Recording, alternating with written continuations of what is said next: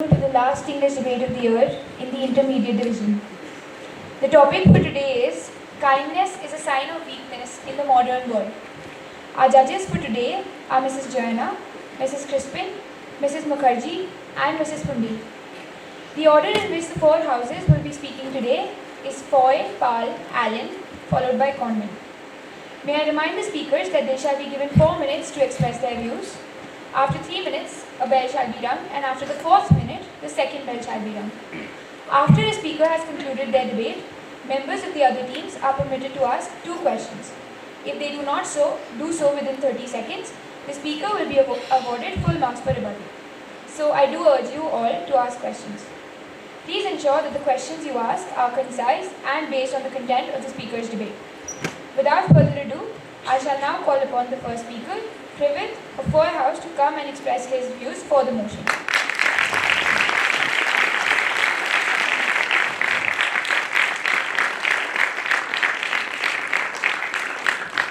Good afternoon, respected judges, teachers, and esteemed opponents. We are gathered here today to debate the motion, kindness is a weakness in the modern world, and I stand here in favor of the motion. In the next few minutes, I will present specific arguments to support my position. These arguments will demonstrate why, in today's competitive and often ruthless world, kindness is not a strength, but a weakness, one which exposes us to exploitation, undermines authority, and hinders to success. My first argument talks about how kindness often makes people easy to exploit. We witness this every day. The kind friend is often the one who cannot say no, the one who ends up doing everyone else's work, and the one who is only remembered when someone else needs a favor. Such kindness is often mistaken for weakness. In reality, people in today's world are quick to take advantage of such generosity. They do not admire it, they exploit it. Kindness can make you an open resource for others, who will use you until you are drained and then move on. What was meant to make relationships often ends up in betrayal and disappointment. My second argument talks about how kindness often silences a voice. Imagine a kind person caught in a quarrel. Do they strike back? No. Do they defend themselves? Often, no. Not because they are scared, but because they do not want to hurt others. And in that moment of hesitation, they become an easy target. Bullies, opportunists, and competitors all look for people who will not retaliate. In a world where respect is earned by standing firm, kindness can strip away authority and confidence. The sad truth is this. While kindness may be noble, it can often be mistaken for weakness in the modern world. Another point I'd wish to present is the dangers of kindness in the professional realm. Imagine a business person who, driven by their kindness, lends money freely. Now, while their intentions may stem from a genuine concern to help, the harsh reality often proves otherwise. The borrowers may neglect to pay, causing crippling financial losses. This seemingly noble act can not only leave the lender financially strained, but emotionally shattered as well. The last argument I'd like to present is how kindness often obscures harsh truths. Sometimes kindness prevents us from saying what must be said. We avoid telling people harsh truths out of compassion. This silence can damage trust, break relationships, and sever bonds forever. For example, a doctor who softens up the truth too much may end up preventing the patient from taking timely action. And a friend who hides the reality just for the sake of being nice may end up causing more harm than good. In this way, kindness doesn't just weaken the individual, it weakens society as a whole, because the truth is sacrificed for the sake of false comfort. To conclude, kindness is not the noble strength it once was. In today's world, it exposes us to exploitation, undermines authority, silences a voice, damages professional growth, and often replaces truth with illusion. Now, while kindness may give you admiration, it can rarely win your respect. While it may open hearts, it can often close doors to opportunity. The baseball manager Leo DeRoche once said, "Nice guys finish last." The author Frank Herbert once wrote, "Fear is the mind killer."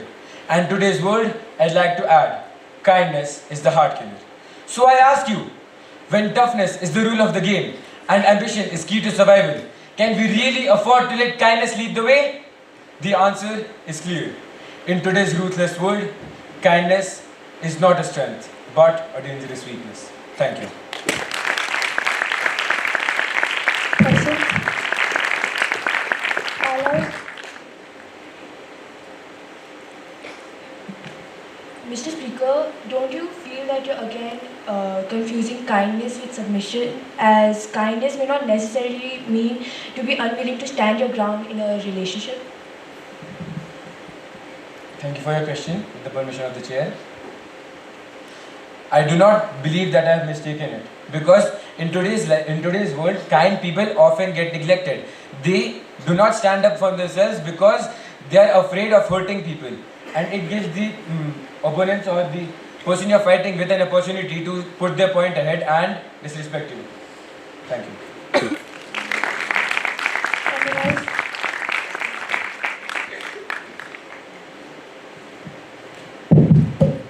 Mr. Speaker, don't you think that people in the modern world have become smarter and are not that easy to exploit? Please comment.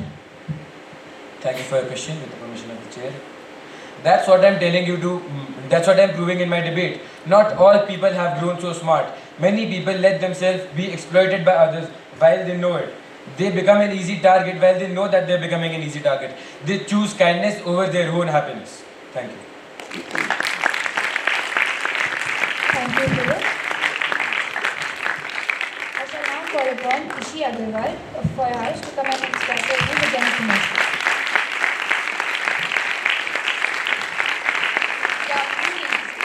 Esteemed opponents, my dear friends, I stand before you today here to oppose the motion kindness is a sign of weakness in the modern world.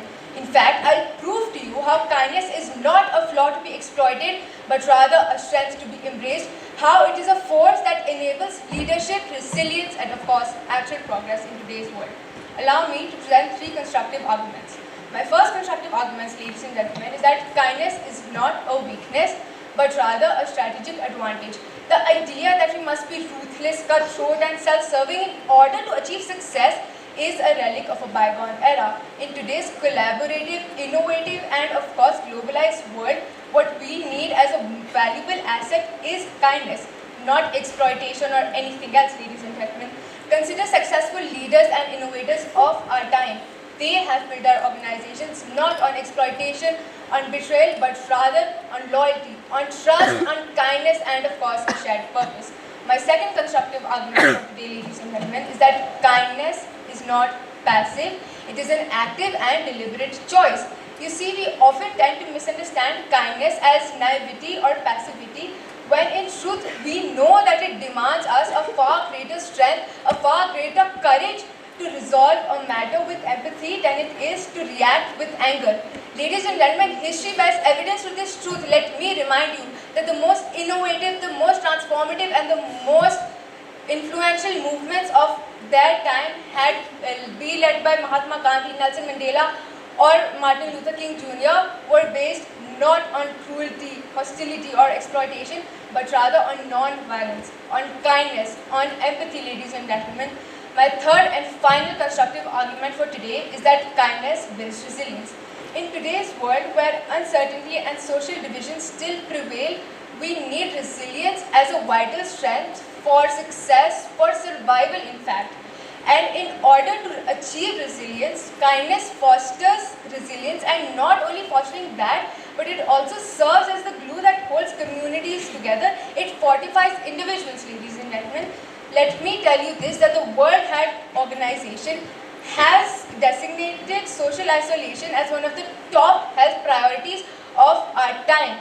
The remedy to this issue being kindness, empathy, and human connections. To conclude my debate, let me tell you that misunderstanding kindness to be a weakness is to misunderstand the very basic, the very provincial, is to misunderstand the very,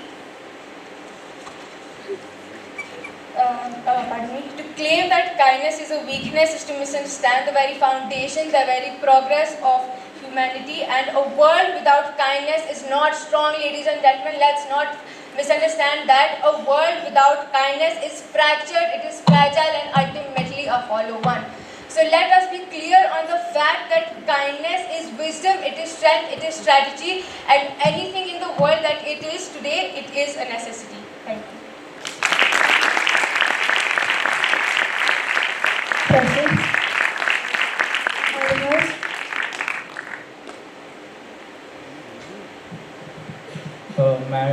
Madam Speaker, you talked about compassion and empathy throughout the debate, but how is that relevant to kindness? Thank you for your question, Mr. Interjector. With the permission of the chair. See, Mr. Interjector, the thing is compassion, empathy, resolve, all these words are hypernames of kindness. And kindness is fostered on the principle of words such as empathy and compassion. Thank you.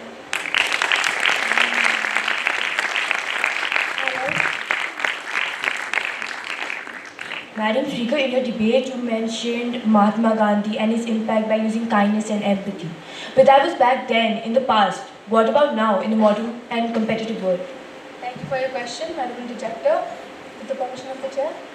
See, Madam Interjector, let me give you an example of our time since you wanted that.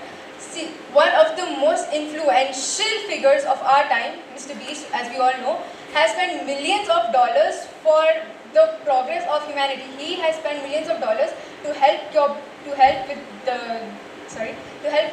blindness, to help build wells in Africa. So does that mean he's weak? Does that not make him kind enough to gain respect, to gain a position in the society? Thank you.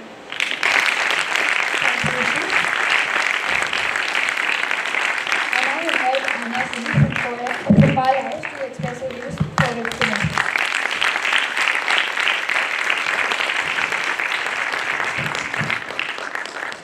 Good afternoon to the House at large. Today I stand before you to argue firmly for the motion, that is, kindness is a sign of weakness in the modern world. At first, hearing this statement may appear unsettling. Since childhood, we have been taught that kindness is the noblest virtue, that compassion makes us truly human. But virtue that shines in textbooks and fairy tales often fades under the harsh lights of reality. The modern world, ladies and gentlemen, is not governed by compassion, it is governed by power, competition, and success. And to prove this statement, I will be using three constructive arguments. My first constructive argument speaks about how kindness is often exploited and how respect is valued more than kindness in the modern world. Respect and kindness may sound similar, but they are worlds apart in practice. Respect is built on strength and on setting boundaries, while kindness may be mistaken for passivity. Take the workplace, for example. In many organizations, the kind employee is often exploited or mistreated by customers, or is asked to stay late and cover for others, and yet rarely it is this person that gets a promotion. Rather, it is the assertive colleague, the one who knows how to say no, ladies and gentlemen, that climbs the corporate ladder. As the saying goes, it is better to be respected than to be liked, for respect lasts longer. My second argument speaks about how kindness has no room in the modern and competitive world. Whether in business, sports, or even day-to-day life, success does not go to the kind, ladies and gentlemen, it goes to the relentless. The modern world is not a stage where compassion wins applause. Rather, it is an arena where ambition secures victory. Take business. Elon Musk is not admired for his kindness, but is admired for being fiercely competitive. Sports tell the same story. Kobe Bryant's career was not defined by his drive, by his compassion, but is defined by his drive to win and his Mamba mentality. He did not step back to let opponents shine through. He pushed harder, played through injuries, and demanded excellence from both himself and his teammates. He is not remembered for his mercy on the court, but for his drive to win and etch his name into history. And let us be honest, ladies and gentlemen, that is true leadership qualities. Medals and trophies are not given for kindness, they are given for victory. The athlete who sacrifices performance for compassion may win hearts, but they do not win titles. History remembers winners, ladies and gentlemen, not well-meaning competitors. My third argument states the heart of the matter. Kindness is not seen as a strength, but is seen as weakness of character. To be too kind is to appear indecisive, submissive, or unwilling to stand your ground. History shows that leaders who try to be universally liked are often forgotten or sidelined. The legendary baseball manager Leo DeRusho captured this reality bluntly. Nice guys finish last. In the fierce struggle for survival and success, kindness without limit is like a candle in a storm. It burns brightly but briefly before it is extinguished by the harsh rain and reality that offer no mercy. Kindness may win you sympathy, but ambition wins you power. In a world where progress and competition is so relevant, power is the thing that secures our future. So let us face the truth with open eyes. In the modern professional and competitive world, kindness is not rewarded but exploited.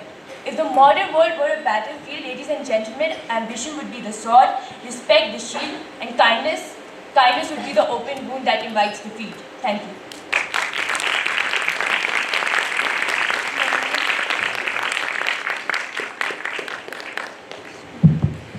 Madam Speaker, can't a kind person also be assertive and set boundaries if we're going to talk about the modern world where people have become more self-aware? Thank you for your question, Madam Interjector, with the permission of the Chair. I would like to see, Madam Speaker, as I said in my debate, kindness is usually in their personality only. When someone is kind, in their personality, the submissiveness, the indecisiveness, all of this just comes automatically. They can't control it.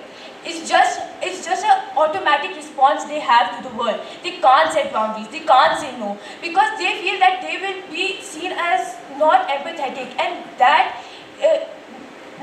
is why I feel that they can't set boundaries in the modern world. Thank you.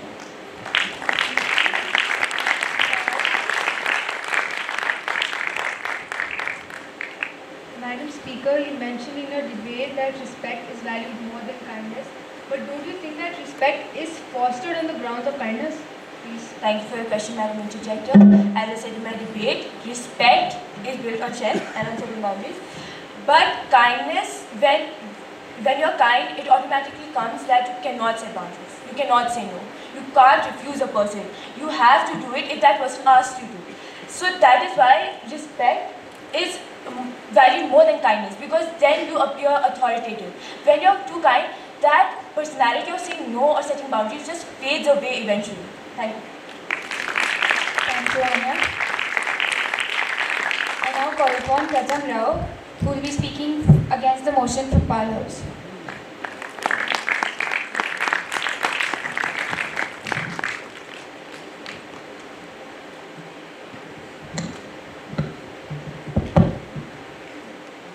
Quote, kind words can be short and easy to speak, but their echoes are truly endless. Unquote, Mother Teresa. A very good afternoon to one and all present here, and I, Pratham, stand before you once again to oppose today's motion. Today, my very worthy proposition has or will confuse kindness with submission. I firmly believe that being kind is not the same as being submissive, being loving isn't the same as being timid, and being affectionate does not display compliance. Ladies and gentlemen, being kind doesn't mean you're not able to say no to others. It doesn't mean when somebody is trying to make you carry their slack, it becomes mandatory for you to do so. But what it does indeed mean is not having unnecessary bias, not listening to people who are trying to exploit you, and setting clear boundaries while being kind. I'm not going to sugarcoat anything and will not express and give any sort of philosophy. But what I will say, however, is that in this world where artificial intelligence is rapidly growing, a world where technology has become an inseparable part of our life, kindness becomes a vital part in making us human. Ladies and gentlemen, it doesn't display weakness, it showcases warmth. Because in this technological world, kindness is a necessity. Kindness is contagious as well, as studies by Jamil Zaki at the Stanford University have shown that kindness creates a paid forward chain by creating a ripple effect. Now let me ask you in the audience and the proposition, how does filling the environment with kindness and warmth result in weakness? In fact, I would argue that not only is it an individual strength, it collectively strengthens society as well. Whether it be modern geopolitics or the internet, everybody has to be kind because everybody leaves an impression, be it physical or carbon. Ladies and gentlemen, from the most respected politician to the influencer with a single like, everybody has an incentive to be kind because everybody realizes that whatever they say, whatever they do, how they act and behave is something people will remember. I'm pretty sure everybody remembers the viral video of Will Smith slapping Chris Rock at the 94th Academy Awards. The video broke records by garnering 50 million views in just 24 hours. Following the incident, Will Smith was faced with public backlash from the global audience. Ladies and gentlemen, he had to resign from the academy, giving up voting rights, and was banned from attending academy events for the next decade. This clearly shows why aggression becomes a weakness in this modern world and not kindness. It is often said that the bully is the weakest person from the inside. Then why does that concept not apply here? An unkind person is more likely to be insecure, more likely to be jealous. It is just a plain and simple fact. Ladies and gentlemen, people who are not content with their life put on a facade of nonchalantness or coolness to hide their true selves, to hide their weak selves. The proposition may argue that being kind weakens your stance in front of an aggressor. But I argue that being kind is the biggest strength somebody could possibly have. Because when you are kind, you make the other person feel guilty for being aggressive. Finally, I would like to say that whatever kind of dystopian world the proposition might show you, be not fooled. Because nobody enjoys the company of an angry and aggressive person. Ladies and gentlemen, the biggest quality we look for in a friend or an acquaintance is kindness. Kindness is free. Sprinkle that stuff everywhere. I have only one message for everybody. That kindness is not something to hide. It is something one should express to the fullest. Thank you. Proud to oppose.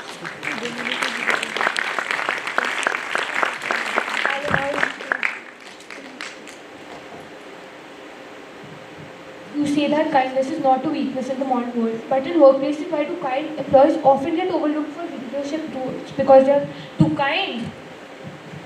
Thank you for your question, Madam Interjector.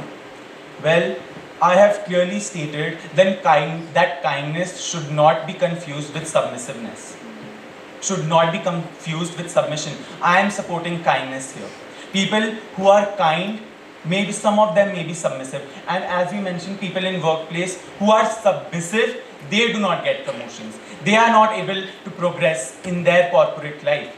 People who are kind can definitely progress in their corporate life. Look at Elon Musk, look at Bill Gates, look at Jeff Bezos. They have the biggest philanthropic organizations and company this world has ever seen. Look at Ratan Tata. I remember Ratan Tata at this moment, who donated 2/3 of his income. 2/3, madam, can you imagine that? If he wouldn't have, he would be one of the richest persons in the world. But he donated that money, showing how kind he was, how empathetic he was, and how not submissive he was, and was still able to progress his way to the top of the career ladder. Thank you.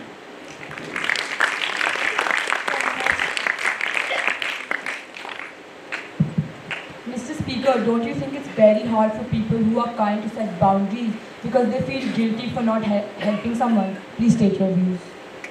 Thank you for your question, Madam Interjector. With the permission of the chairperson, I would like to answer your question. Madam Interjector, I have clearly stated that it is not in the inherent nature of people who are kind to be submissive. It is not in their inherent nature to just accept everybody who, whatever they are trying to sell to you, whatever their idea is. You can definitely set boundaries while being kind. If somebody, a friend let's say, comes to me, tells me to do his homework, I will kindly say that no, please do it yourself. Not only is it harmful to you, it is also a waste of my time. It not only is it hampering your own personal development, it is also hampering mine as well. In this way, I clearly set a boundary, I clearly say no, and I am still kind. The person will not feel hurt if they are a true friend. Thank you. Thank you, Jata. I now invite Kashvi from Allen House to speak for the motion.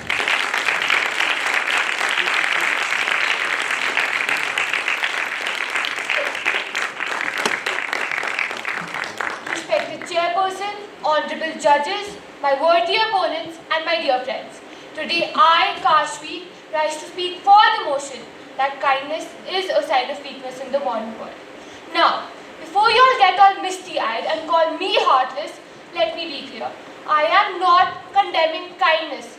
I am just revealing a harsh truth that in today's modern world, Kindness is more than often seen as a weakness, and that, my dear friends, is what makes it so dangerous. Let's be honest, this is not the age of saints and philosophers. This is the age of AI chatbots, smart contracts, and social media cancel culture. We are told to be kind, but in reality, the world rewards those who are clever, shrewd, and dare I say, just a little bit selfish. Kindness is supposed to be noble, but in today's world, the moment you show kindness, people put you in the soft target category. In our modern competitive world, kindness is often tried as, this person won't say no, so let's just dump more on them. We live in a world that's fast and driven by personal gain. It is no longer enough to be kind, you have to be strategic. Psychologists say that being too kind can harm your mental health. Why? Because you keep sacrificing your needs, trying to please others, and end up stressed, anxious, and resentful. Let's take cybercrime as an example. Have you heard of phishing scams? They literally depend on human kindness. A stranger sends you an email saying they lost their wallet and need urgent help, and boom, someone's bank account's empty. Even on social media, kindness can backfire. People who express compassionate opinions are often the ones who get trolled the most. One kind tweet and suddenly you have 200 strangers telling you to stay in your lane. Let us be realistic. We live in a world where wars are fought, businesses crush competitors, and sport teams play to win, not to be kind. If a boxer is kind in the ring, he ends up on the floor. If a lawyer is too kind in court, his client goes to jail. And if a cricketer is too nice, his opponents will not say thank you. They will say thank you for losing. Now, my worthy opponents may argue that kindness makes the world a better place. And I agree, but here's the catch. Kindness without strength becomes naivety. Even Marvel movies have this figured out.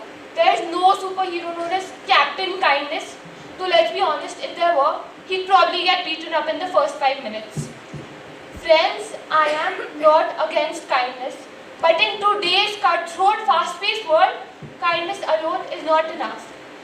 It is often misunderstood as a weakness, exploited by opportunists and punished by competitive systems. It makes you vulnerable to manipulation and can stop you from standing up for yourself. So yes, kindness may still be a virtue, but in today's modern world, it is often a signal that you are easy to take advantage of. And that is why I stand firmly for the motion that kindness is a sign of weakness in the modern world. Thank you.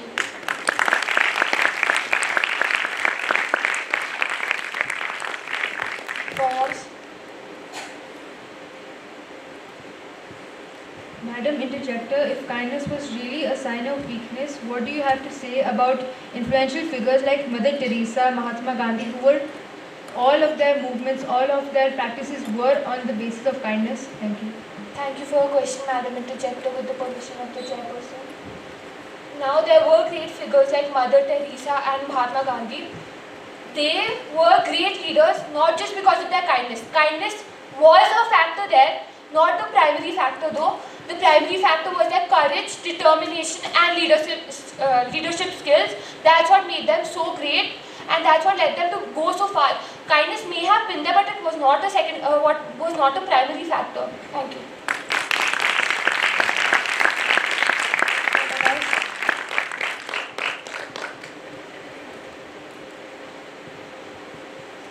If kindness is a sign of weakness, so are you trying to say that people should be more ruthless and not and more cunning so that they could exploit other people? Thank you for your question, Mr. Interjector, with the permission of the chairperson. Now, throughout my debate, I constantly said that I am not against kindness. I am not condemning it. Kindness can exist, but to an extent. Because you don't want to look like a weak person in front of others, right? Thank you.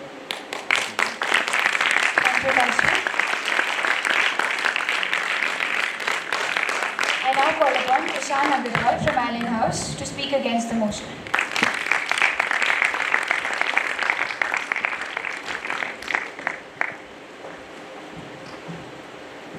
Good afternoon, respected teachers, esteemed judges, and my dear friends.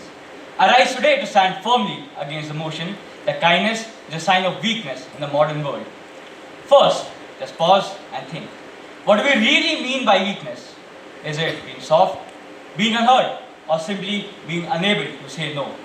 Well, if that's weakness, then tell me, was Princess Diana weak when she shook hands with an aged patient at a time when fear and stigma ruled the world, breaking myths with a single act of compassion?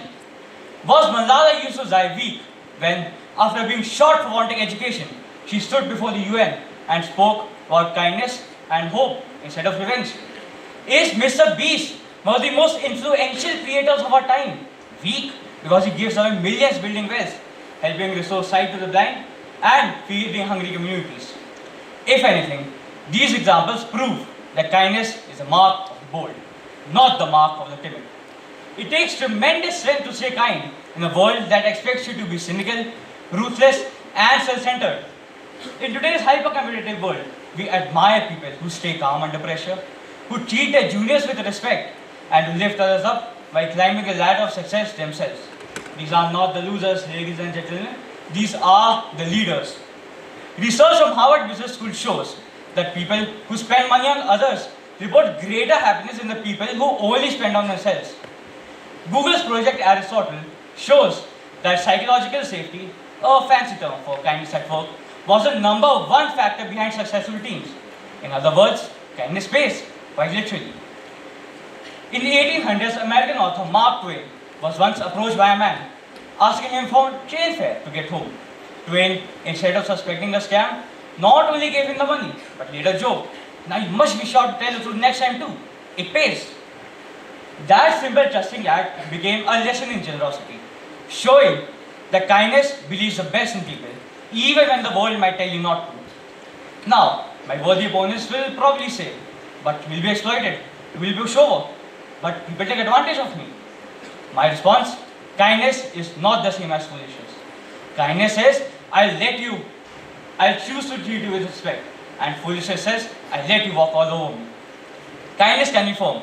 A teacher can discipline a child with kindness. A parent can say no kindly but firmly. So, I say to you, kindness is not weakness. It is a hidden superpower of humanity. Yes, the world is harsh, fast, and really competitive. But the solution is not to be harsher. The solution is to be kinder, stronger, and braver. Ask yourself this: would you rather have a friend who is brutally honest but hurts you daily? Or would you rather have a friend who tells you the truth with love? Ask yourself this: would you rather have a doctor who knows everything about medicine but has no compassion for patients? Or one who is the same but treats you with love, empathy? Kindness builds trust, loyalty, and cooperation. Things that power and fear can never achieve. Therefore, ladies and gentlemen, I say again with conviction, kindness is not the soft option for the weak-hearted. It is a smart choice of the strong heart. Thank you.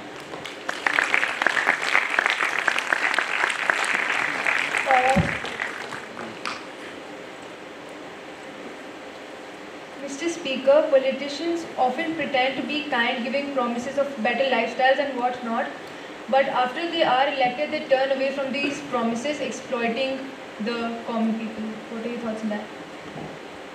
Thanks for your question. With the permission of the chair. Many leaders and politicians do make fake promises, yes. But you are overlooking the fact that these leaders have built their trust throughout the years. These people have put their trust in those politicians. Why they have put their trust in them? Why they have chosen that politician as their political representative? You are overlooking this fact. These political figures might have done something kind or compassion towards the people, so they have built trust in the people. Like I said in my debate, kindness builds trust. Kindness, ladies and gentlemen, kindness builds trust, loyalty, and cooperation. So, and fear cannot build trust in you. Thank you.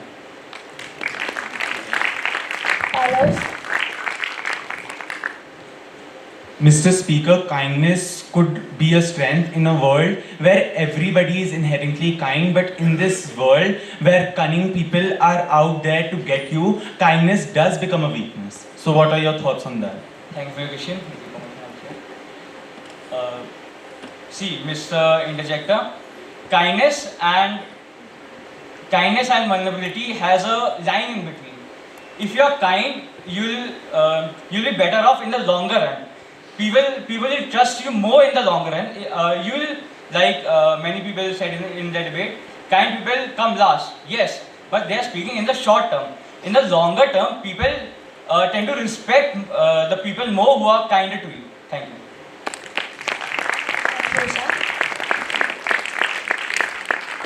I now invite Itash Bansal from Condon House to speak for the motion.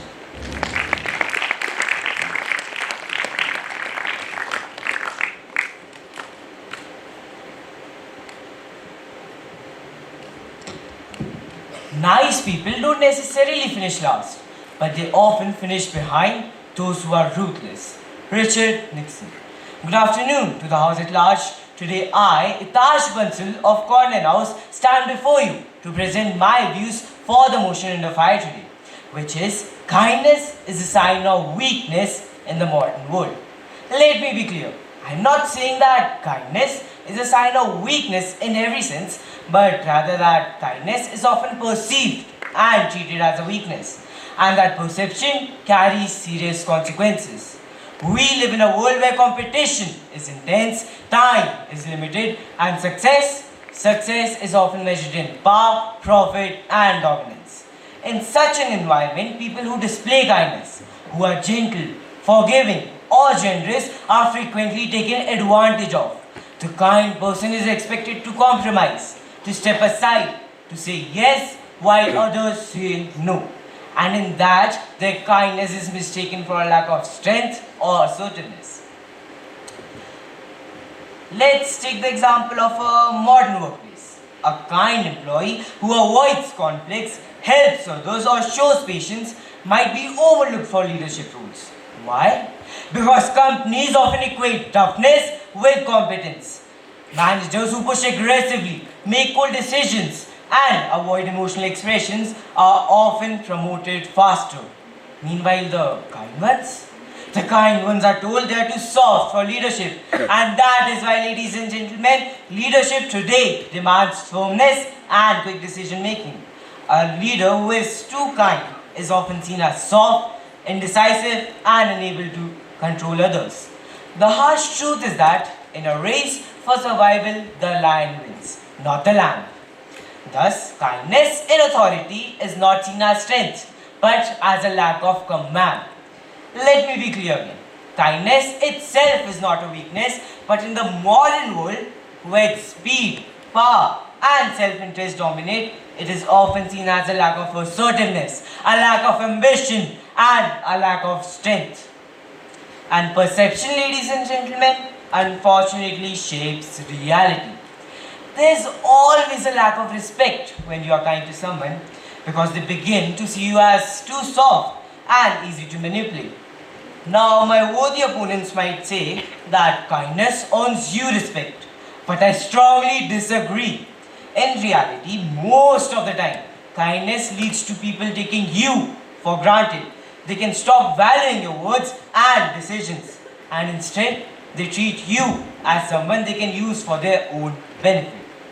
In the end, I would just like to say that in a better world, kindness would be a symbol of wisdom and courage. But in the modern world, it is too often seen as a weakness. And that, my friends, is the harsh truth we must confront. Thank you.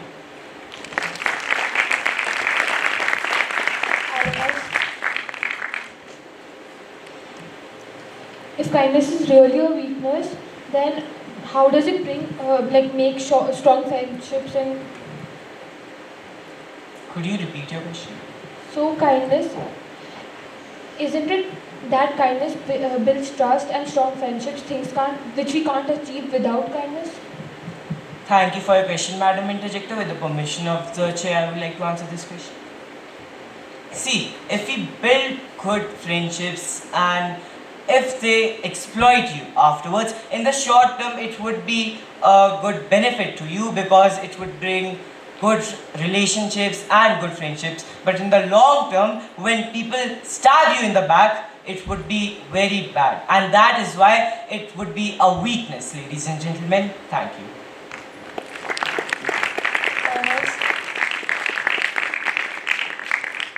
Genuine kindness doesn't shy away from conflict but faces it with courage, humanity, and moral fortitude. What are your thoughts on that? Please, could you repeat your question? Genuine kindness doesn't shy away from conflict but faces it with courage, humanity, and moral fortitude. What are your thoughts on that? Thank you for your question, Mr. Interjector. With the permission of the chair, I would like to answer. See, if you are genuinely kind, then, and if you are even assertive, then also people who are cunning, who want to exploit you, they will find ways to exploit you even more. We are talking about the modern world. People are going to find ways to exploit that kind person who is even assertive. Thank you. Thank you, guys. I now invite the last speaker for the day, Naisa Sachdev from Condon House, to express her views against the motion.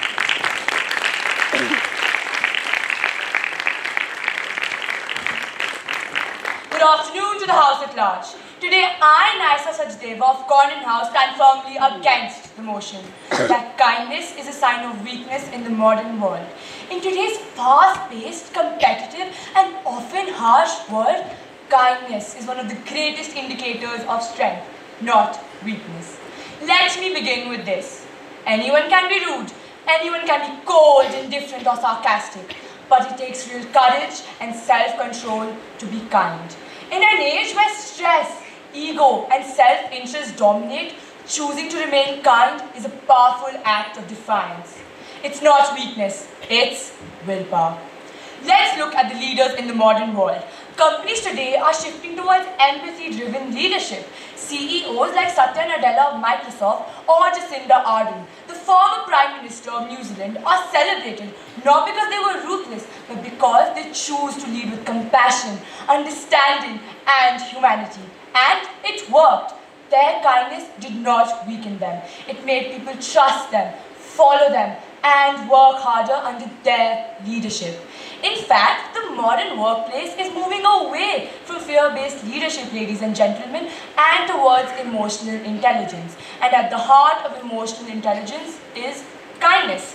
Listening, empathy, collaboration, these are key qualities of effective leaders today. Being kind makes you approachable, respected, and trusted. And that is not weakness, ladies and gentlemen. That is influence. Let's talk about real-world examples. In times of crisis, whether it's a pandemic, a natural disaster, or a war, it is not cruelty or selfishness that holds society together, but kindness. People volunteering, donating, supporting strangers, those acts of kindness are what keep the world humane. Weakness? No, ladies and gentlemen, it's humanity's greatest strength. Even on social media, a platform often known for its negativity, there's a growing culture of kindness. People promoting mental health awareness, supporting strangers, and standing up against online bullying. Kindness is now being recognized, rewarded, and shared. More and more people are realizing that being kind is not being soft. It's being smart and self-aware. Mind you, ladies and gentlemen, kindness does not mean letting others to walk all over you. You can be kind and assertive. You can be compassionate and still set boundaries. In fact, people who are truly strong inside don't need to prove themselves through anger or aggression. They show strength by staying calm, respectful, and kind under pressure. Let me end with this. The world may still have people who mistake kindness for weakness, but that's their failure to understand strength, not the fault of kindness itself. In the modern world, kindness is not only a virtue, it is a strategic strength. It builds relationships, earns loyalty, inspires teams, and heals divisions. So no, kindness is not a sign of weakness. It is and will always be a sign of deep, quiet, and unshakable strength. Thank you.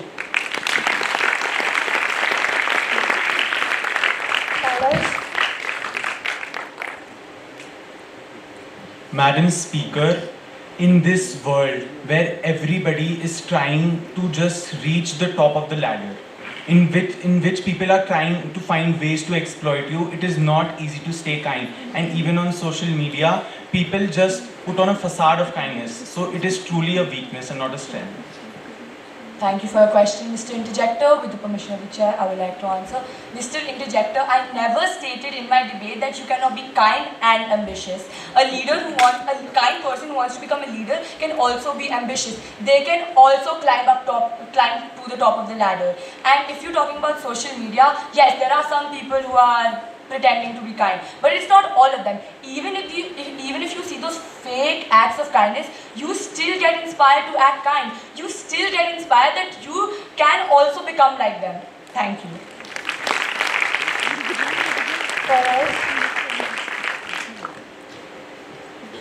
Madam Speaker, you mentioned in your debate that there's a growing culture of kindness on social media. But what do you have to say on the fact that the suicide rates have increased due to unkind comments on social media platforms as well as cyberbullying? Thank you for your question, Madam Interjector. With the permission of the chair, I would like to answer. Madam Interjector, there might have been a time where people would have been unkind on social media. But now, if we're going to talk about the modern world, people are changing. Social media is changing. People are standing up against those online bullies. They're helping people, they're inspiring people to fight for themselves. Thank you. Thank you, Ramsa.